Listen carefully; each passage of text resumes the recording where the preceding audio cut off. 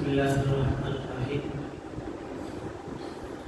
آج ہم نے نماز تراویح میں تلاوت کرنی ہے سورہ قاف 26ویں پارے کا آخری پاؤ ہے، اور سورہ الذاریات، سورہ طور، سورہ نجم، سورہ رحمان اور سورہ واقعہ کے اختتام تک یہ ایک پارہ بنتا ہے۔ تفسیری لحاظ سے پہلے میں نے یہ بات عرض کی تھی کہ جو آخری پارے ہیں، آخری صورتیں ہیں، ان میں اللہ جلال نے زیادہ تر قیامت کا تذکرہ فرمایا ہے۔ اس صورت کے اندر سورہ قاف جو ہے، اس میں بھی رب جلال نے والقرآن المجید، قسم ہے مجھے قرآن مجید کی، یہ قسم کھا کر اللہ پاک نے قیامت کو ثابت کیا ہے، اور اس بات کو بھی ثابت کیا ہے کہ آپ نے پھر مرنے کے بعد اٹھ جانا ہے، اور اس بات سے بھی آگاہ کیا ہے کہ ہر انسان کے ساتھ دو فرشتے ہاتھ وقت ہوتے ہیں، جن میں کرام کاتبین کہتے ہیں عن الیمین عن الشمال قعید، دائیں اور بائیں بیٹھے ہوئے ہیں، ما یلفظ من قول الا لدیہ رقیب عتید، انسان اپنی زبان سے، اپنے منہ سے جو بھی لفظ نکالتا ہے وہ نگہبان نے اسے محفوظ کر رہے ہیں۔ مطلب نامہ اعمال لکھا جا رہا ہے جو انسان کے سامنے پیش کیا جائے گا۔ کیسے اور کب پیش کیا جائے گا، یہ صورت واقعہ کے افلاس کی بحث کرتا ہوں۔ پھر جس وقت جنتی جنت میں چلے جائیں گے، جہنمی جہنم میں چلے جائیں گے، اس وقت اللہ ذوالجلال جہنم کو مخاطب کر کے یہ کہیں گے حل امتلأت، کیا تو بھر گئی ہے؟ تو پھر وہ آگے سے وہ جواب دے گی حل من مزید، اور بھی لوگ ہیں تو لے آئیے، ابھی تک میں بھری نہیں، اور بھی لوگ ہیں تو لے آئیے، اس لیے کہ جہنم میں بھرنا نہیں ہے، ہمیں اپنے اعمال کی حفاظت کر کے جہنم سے بچ کر جنت میں جانا ہے۔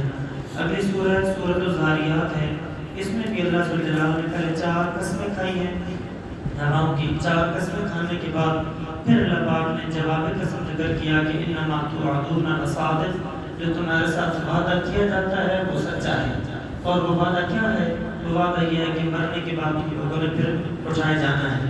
پھر اسی صورت کے اندر اللہ ذوالجلال نے اپنی قدرت کے اوپر دلائل پیش کیے ہیں، 3 بنیادی دلائل پیش کیے ہیں۔ اللہ یہ فرمانا چاہتے ہیں وفی الارض آیات للموقنین، زمین میں اللہ ذوالجلال نے تمہارے لیے نشانیاں رکھی ہیں۔ وہ نشانی کیا ہے؟ آپ جانتے ہیں کہ زمین گول ہے، لیکن اس گول زمین کے اندر بھی اللہ پاک نے پہاڑ رکھ دیے، سمندر دریا رکھ دیے، ہمارے چلنے کے لیے راستے بنا دیے اس گول زمین کے اندر بھی۔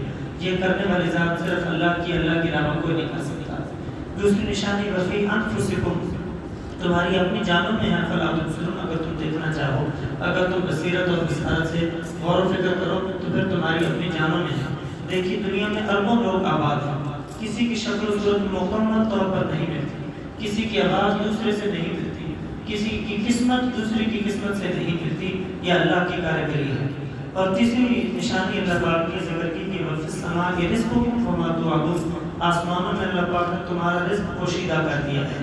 وہ آسمانوں میں کیسے؟ آسمانوں کے نیچے بادل آتے ہیں، بادلوں سے بارشیں برستی ہیں، پھر ان بارشوں کے ذریعے سے اللہ پاک ہمارے لیے اللہ اور انعام لگاتے ہیں، اس کی اللہ پاک کی قدرت کی نشانی ہے۔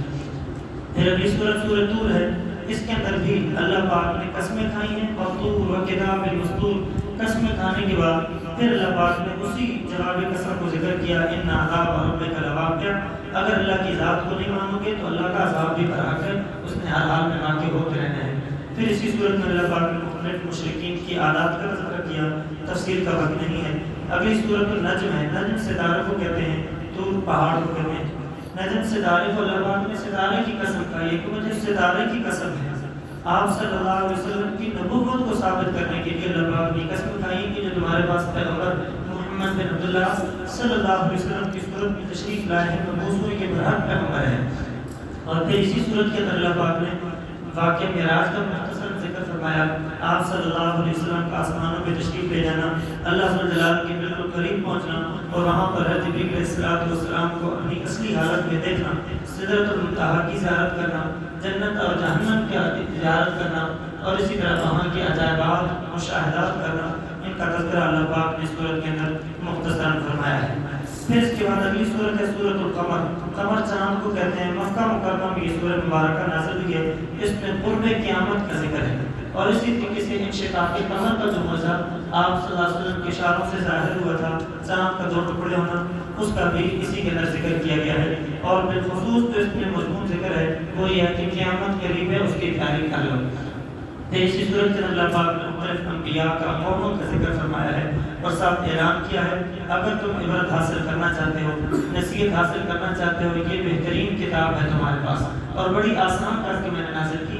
وَلَقَدْ يَسَّرْنَا الْقُرْآنَ لِلذِّكْرِ فَهَلْ مِن مُدَّكِرٍ، یہ آسان تو ہے لیکن کس کے لیے؟ میں مدکر، جو نصیحت حاصل کرنا چاہے اس کے لیے۔ اس کے بعد پھر اگلی سورت جو ہے سورۃ الرحمن ہے، مدنی سورت ہے، 3 رکوع ہیں اس کے، اور یہ اللہ جلال کی ایک صفت رحمت کے ساتھ موسوم ہے، بڑا مہربان ہے، رحمان بڑا مہربان ہے۔ حضرت علی کرم اللہ وجہ فرماتے ہیں کہ ہر چیز کی کوئی نہ کوئی زینت ہوتی ہے، بس زینت القرآن سورۃ الرحمن، قرآن مقدس کی زینت، قرآن کی خوبصورتی یہ سورہ رحمان ہے۔ اور اس کا دوسرا نام عروس بھی ہے، عروس القرآن۔ اس سورت کے اندر اللہ پاک نے اپنی نعمتوں کا ذکر کیا اور بار بار ذکر کیا، پھر سوال کیا فَبِأَيِّ آلَاءِ رَبِّكُمَا تُكَذِّبَانِ، اپنے رب کی کون سی نعمتوں کو جھٹلاؤ گے؟ پھر اسی کے اندر اللہ پاک نے جنت کے اندر جو جنتیوں کو نعمتیں ملیں گی ان کا تذکرہ بھی فرمایا ہے، لیکن اب تفصیل کا وقت نہیں ہے۔ اس کے بعد والی سورت سورۃ الواقعہ ہے، یہ بڑی جھنجھوڑنے والی سورت ہے، مکہ مکرمہ میں نازل ہوئی ہے۔ اللہ پاک فرماتے ہیں اذا وقعت الواقعہ، جب واقع ہونے والی واقع ہو جائے گی، مراد قیامت ہے۔ لیس الواقعہ کاذبہ، اس کے واقع ہونے میں کوئی جھوٹ نہیں ہے، وہ بالکل سچ ہے، حقیقت ہے۔ پھر اسی صورت کے اندر اللہ پاک نے اٹھنے کے بعد جتنے بھی لوگ ہیں ان کی 3 جماعتیں بنے گی، ان کا ذکر فرمایا ہے۔ بعض لوگ اصحاب الجمین ہوں گے، بعض اصحاب الشمال ہوں گے، اور بعض فرسٹ ڈویژن والے السابقون ہوں گے۔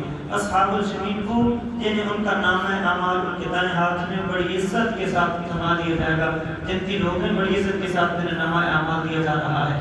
اصحاب الشمال وہ ہوں گے جنہیں من وراء ظہرہ، سورہ انشقاق جو 30واں پارہ ہے اس میں اللہ تعالیٰ فرماتے ہیں انہیں پیٹھ کے پیچھے سے دیا جائے گا۔ مفسرین فرماتے ہیں بائیں ہاتھ میں دیا جائے گا، پیٹھ کے پیچھے سے 2 مراد ہیں، یا تو ہاتھ پیچھے کریں گے پیچھے سے تھمایا جائے گا، یا یہ ہے کہ پیٹ چاک کر کے کمر میں سے ہاتھ نکالا جائے گا، وہاں سے انہیں ان کا برا نامہ اعمال تھمایا جائے گا۔ یہ اصحاب الشمال ہے، اللہم لا تجعلنا منہم۔ اور تیسرے ہیں السابقون، یہ فرسٹ ڈویژن والے ہیں، یہ اصحاب الجحیم سے بھی بڑے ہوئے ہیں، جو نیکی کے کاموں میں ہمیشہ آگے آگے پیش رہتے تھے۔ یہ وہ لوگ ہوں گے جنہیں کل قیامت میں اللہ تعالیٰ فرماتے ہیں ہم ان کے لیے ترازو بھی نہیں رکھیں گے، نام امانت کے تولیں گے ہی نہیں، سیدھا اللہ اعلان فرمائے گی فلاں فلاں ہوئی جنتی ہے، بغیر حساب کتاب میں جنت میں چلا جائے۔ اور حدیث مبارکہ میں آتا ہے اللہ تعالیٰ سب سے پہلے 70,000 لوگوں کو بغیر حساب کتاب میں جنت میں داخل فرمائیں گے۔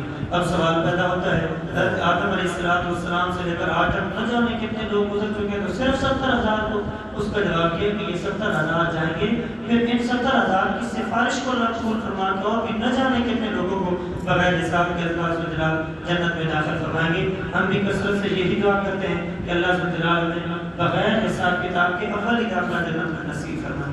باقی انشاءاللہ